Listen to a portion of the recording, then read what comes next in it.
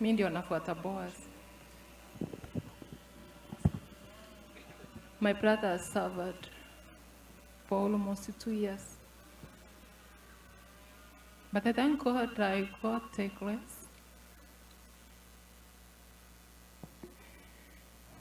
Because I carried the burden in my heart. I never wanted to break June, nor my parents or my siblings. But to my uncles, I used to talk to them and update them of what was going on. It has not been an easy journey. If tears were to bring someone alive, Boaz should be alive today. If prayers were to change the unchangeable, Boaz was to be alive. But it is very unfortunate that Boaz is gone. I want to say thank you for the friends, thank you for the family, thank you for the Americans for supporting me to bring Boaz back home. And I'm glad that today is going to mark the end of Boaz's life in this world.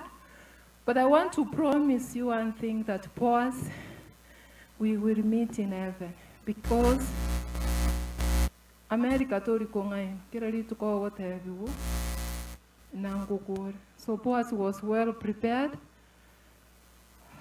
No matter the tears and prayers he prayed, God couldn't change anything. So when Boaz was alive, that was June last year, before he went to second surgeon.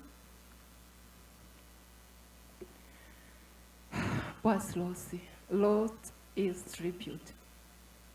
It was so painful for me as a sister to receive that painful tribute. But I kept the faith and I thought things were to be going to be different.